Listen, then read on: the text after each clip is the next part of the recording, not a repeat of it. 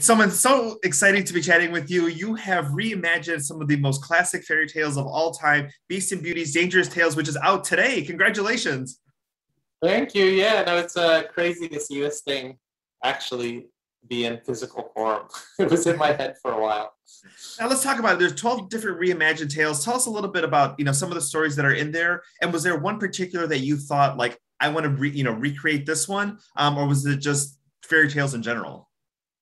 I just feel like those old fairy tales at this point are sort of dead. They've been sort of, messed up by Disney and they become so fractured and we've lost touch with what they actually were from the beginning. And they were meant to be these sort of dark survival guides to life to give kids a view between good and evil and sort of like, learn that if they made the wrong choice at the wrong time, bad things would happen. It was really about giving them pathways through the dark woods of life.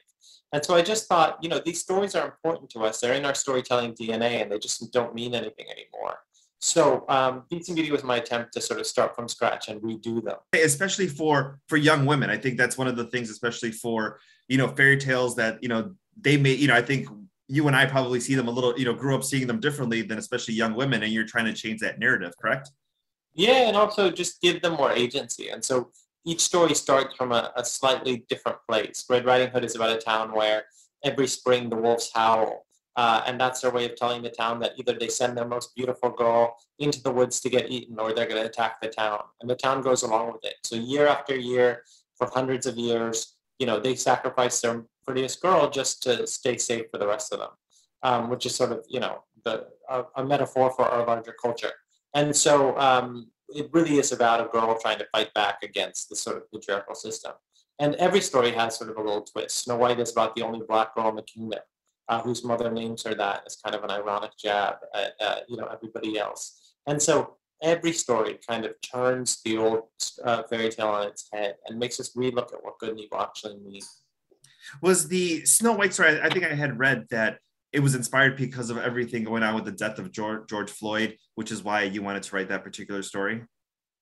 Absolutely. I think there's this understanding in the world where we can very easily kind of get brainwashed into these biases and these sort of collective views of other cultures and other people that are long-standing, and we're not actually seeing what's actually there. And that really is what the Snow White story, in a lot of ways, the original one was about. It's about what the mirror represents and what the mirror is able to see, and the mirror is all-knowing. And I just thought, well, what if the mirror says that the only black girl in the kingdom is the most beautiful girl in the kingdom? What will the entire rest of the kingdom, who is not black, think of that, right?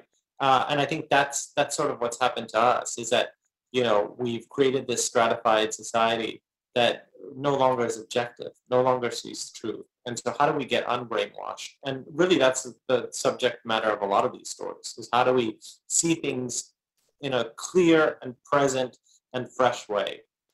Because, the old stories are just sort of beaten to death at this point. Now, people can pick up the book starting today, but then in October, you're going to be part of Anderson Bookstore in Naperville. They're doing a whole virtual young adult conference, and you're going to be one of the keynote speakers. Yeah, I'm super excited. Anderson's has been like a home for me for the past 10 years. When I was doing the School for Giving Book series, I would stop there with every single one of the books in that series. And they were one of my great supporters, and I'm really excited to help give back to them at their conference. And it's important to support local, especially during this time. So we thank you for your participation. But let's go ahead and talk a little bit about the School of Good and Evil, because turning into a movie, and you thought you were going to have last year to kind of relax. And this was kind of the time where you guys were filming. There was so much stuff going on with that. I mean, what can you tell us a little bit about the project? Pandemic was busy because we were sort of one of Netflix's big test projects to get going during COVID. Because it's one of their biggest movies ever, and they wanted to get it shot. And so we shot it in Belfast earlier this year. I was there for a fair chunk of shooting. It's Lawrence Fishburne, Kerry Washington, Charlie Theron, Michelle Yeoh, Sophia Wiley, Sophia Ann Caruso. It's got this incredible cast.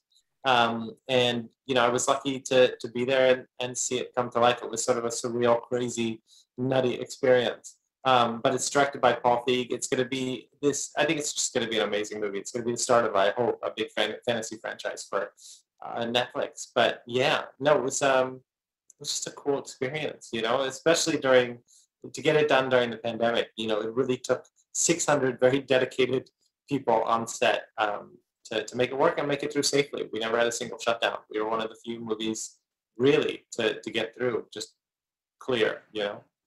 That is amazing. Well, we can't wait for the movie to come out next year. And in the meantime, Beasts and Beauties, Dangerous Tales out today, and then Anderson's Bookshop in October. Go ahead and go to their website for info on that virtual conference, and go ahead and pick up that book at your local retailer. Soman, thank you so much for your time today.